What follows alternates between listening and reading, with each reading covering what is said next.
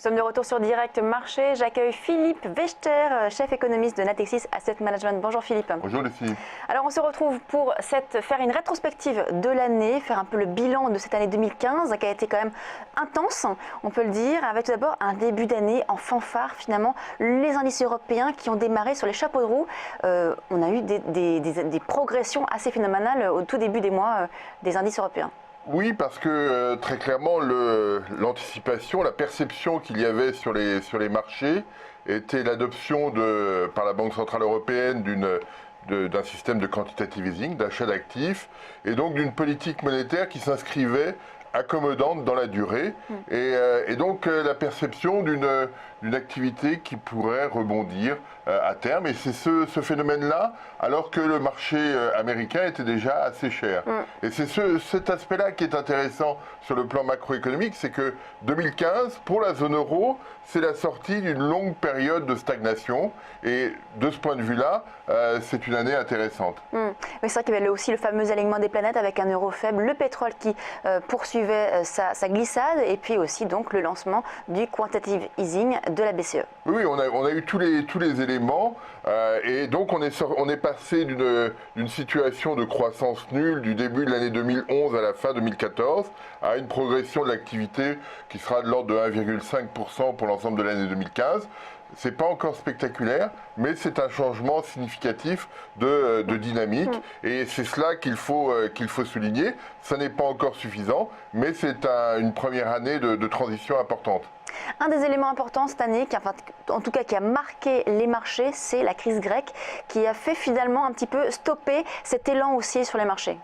Cela a créé beaucoup d'interrogations à la fois sur la pérennité de la zone euro et sur la façon dont cette économie européenne allait être capable de gérer cette crise. Finalement, on s'aperçoit, et ça c'est quelque chose de très positif, on a trouvé une solution sur la question grecque. Celle-ci n'est pas encore achevée, il y a encore beaucoup d'interrogations, notamment sur la soutenabilité de la dette publique. Mais on a trouvé une solution qui n'est pas passée par l'exclusion de la Grèce. Et ce phénomène-là renforce l'identité de la zone euro. Et de ce point de vue-là, c'est extrêmement positif. Même si on se souvient qu'au début du mois de juillet, à la fin du mois de juin, sur les marchés, sur la perception qu'on pouvait avoir de l'environnement, c'était extrêmement compliqué. Parce qu'on voyait bien que la possibilité de rupture était très forte à ce moment-là. On évoquait un Grexit, donc une sortie de la Grèce de l'Europe, et ça fragilisait, en tout cas il y avait cette crainte de fragiliser l'Europe. Finalement, vous estimez qu'on en est sorti plus fort ? Mais on en est sorti d'une façon intéressante parce qu'on s'aperçoit que l'accord signé le 11-12 juillet, c'est fait sur l'annonce par Wolfgang Schäuble, le ministre des Finances allemand, du fait que la sortie de la Grèce de la zone euro, finalement, ce n'était pas un problème.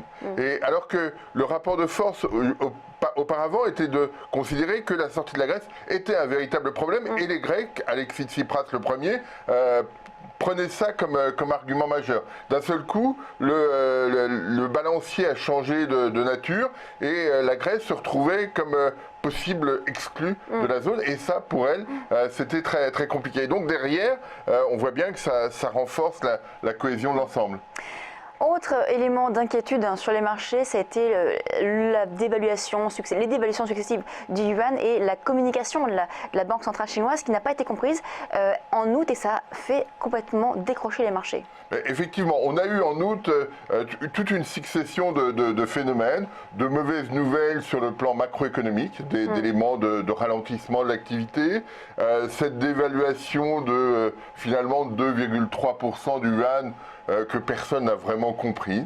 Et puis la chute très profonde et très marquée à ce moment-là du marché boursier de Shenzhen.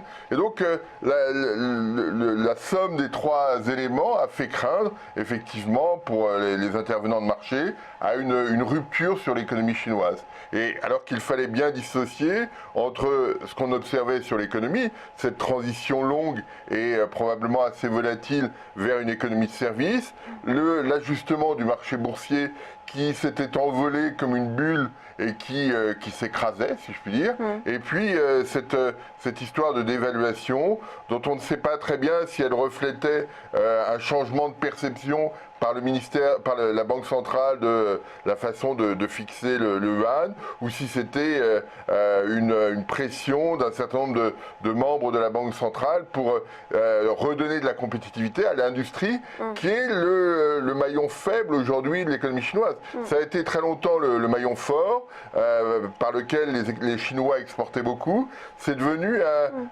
une économie plus de services, avec une industrie qui est devenue moins profitable, beaucoup plus fragile parce que très endettée. Et donc la dévaluation pouvait être perçue comme un choc de compétitivité. Alors ça n'a pas été très loin. Mais aujourd'hui, on a l'impression qu'en tout cas, les inquiétudes sont vraiment un petit peu estompées. On est beaucoup moins inquiets. On n'a plus du tout ces mêmes ajustements très brutaux qu'on peut voir sur les marchés financiers. Il y a toujours néanmoins cette interrogation, cette inquiétude sur le profil de l'activité. Alors on a vu très récemment que les autorités chinoises souhaitaient, par le biais de la politique monétaire et de la politique budgétaire, soutenir l'activité, mais c'est le soutien de ce qu'on appelait par le passé un soft landing, c'est-à-dire un ajustement non brutal de l'économie vers une croissance plus lente. Autre également élément qu'on a suivi cette année, ça a été finalement la communication un petit peu pas forcément très bien perçue par les marchés de la Fed.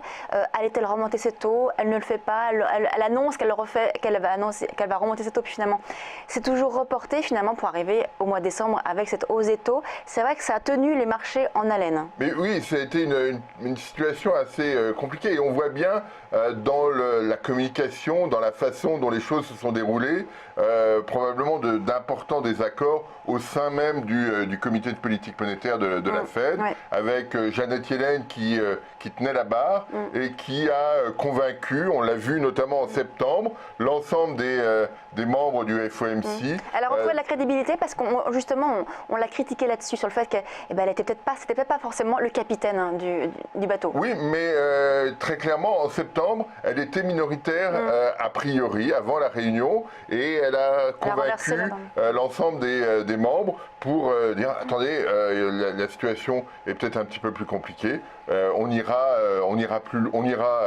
vers une hausse probablement en décembre et pas en septembre. Et ce phénomène-là a renforcé son pouvoir au sein même de la Fed. Et donc la question qui est posée sur la stratégie monétaire de la Banque centrale américaine est de savoir, ok, il y a eu une hausse au mois de décembre, le 16 décembre.